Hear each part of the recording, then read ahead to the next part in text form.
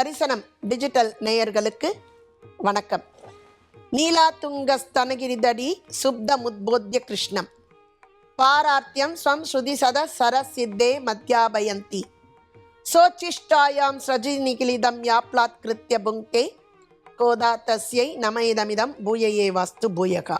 புல்லின் வாய் கீண்டானை பொல்லா அரக்கனை கிள்ளி கலைந்தானை கீர்த்திமை பாடிப்போய் பிள்ளைகள் எல்லோரும் பாவை களம் புக்கார் வெள்ளி எழுந்து வியாழன் உறங்கிற்று புல்லும் சிலம்பின கான் போதரி கண்ணினாய் குள்ளக்குளிர குடைந்து நீர் ஆடாதே பள்ளி கிடத்தியோ பாவாய் நீ நன்னாளால் கள்ளம் தவிர்த்து கலந்தேலோர் ரெம்பாவாய்.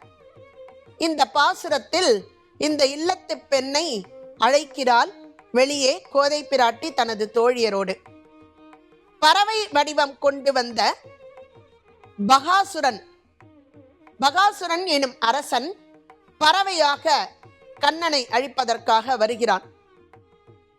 அவனது வாயை பிளந்து அவனை கண்ணன் அழித்து விட்டான் என்று அழைக்க, உள்ளே இருக்கவள் அது என்றோ நடந்ததே, அதை இன்று ஏன் சொல்கிறாய் என்று கூற, பிறன் மனை நாடிய ராவணனின் தலையை கொய்யவும் அவதாரம் எடுத்த நாராயணனின் புகழை பாடியபடியே நம் தோழிகள் எல்லோரும் பாவை விரதம் இருக்கக்கூடியதான இடத்திற்கு சென்றாகிவிட்டது என்று எழுப்புகிறாள். கீழ்வானத்தில் வெள்ளி முளைத்து விட்டது, வியாழன் மறைந்து விட்டது, பறவைகள் கீச்சிட்டு பாடுகின்றன. தாமரை மலர் போன்ற கண்களையுடைய பெண்ணே, விடியலை உணர்த்தும் இந்த அறிகுறிகள் தெரிந்தும் உடல் நடுங்கும்படி குளிர்ந்த நீரில் நீச்சலடித்து குளிக்க வராமல் என்ன செய்கிறாய்? அந்த கண்ணனை நினைக்கும் ஒவ்வொரு நாளும் நன்னாள் அல்லவா? மார்கழியில் அவனை நினைப்பது இன்னும் சிறப்பல்லவா? எனவே தூக்கம் என்கின்ற திருட்டை தவிர்த்து எங்களுடன் நீராடவா என்று எழுப்புகிறாள். கள்ளம் தவிர்த்து என்கிறாள் ஆண்டாள். தூக்கம் என்பது ஒரு திருட்டுத்தனம். பொருளை திருடினால் மட்டும் திருட்டல்ல, நேரத்தை வீணடிப்பதும் ஒரு வகையில் திருட்டுதான்.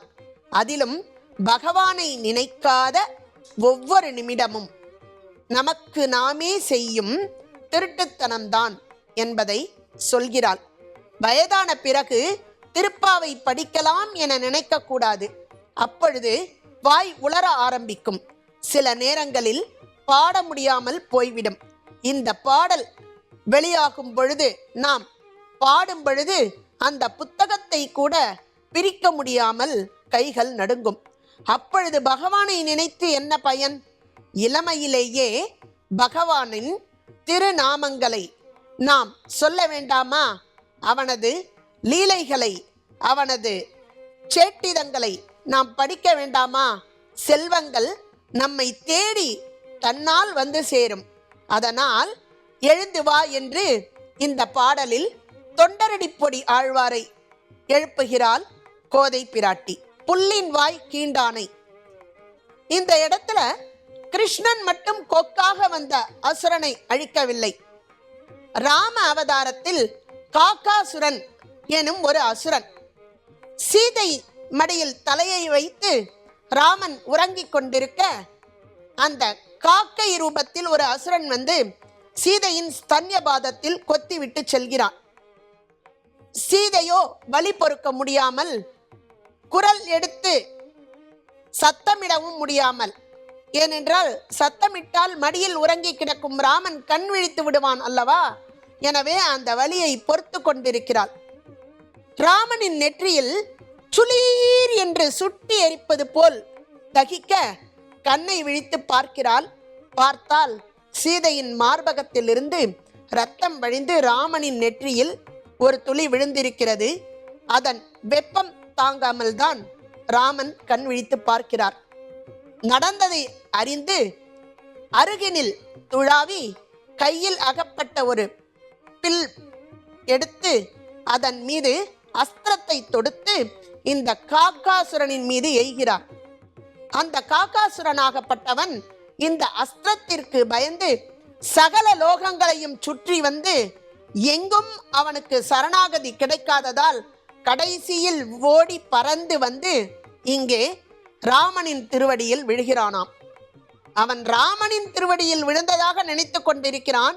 ஆனால் சீதையின் திருவடியில் தலையை வைத்து கிடக்க சீதையோ தன்னை கொத்திய காகாசுரன் தானே என்று நினைக்காமல் திருவடியை பற்றியவர்களுக்கு அபயம் அளிக்க வேண்டும் என்று ராமனின் திருவடி நோக்கி இந்த காக்கையின் சிரசை திருப்பி வைக்கிறாளாம். அதோ இருக்கிறான் பார் ராமன், அவன் திருவடியில் சரணாகதி அடை என்று. அதன் பின்பு இந்த காக்கைக்கு ஒரு கண்ணை மட்டும் எடுத்து அந்த காக்கையை மன்னித்து அருள்கிறான் ஸ்ரீராமன்.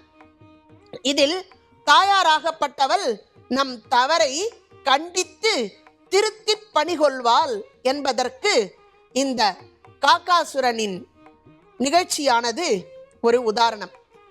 அப்படியாக இந்த காகாசுரனையும் அழித்த அந்த ராமனையும் கிருஷ்ணனையும் பற்றி நாங்கள் இங்கு புகழ்ந்து பாடுகின்றோமே, நீ எழுந்து வரக்கூடாதா?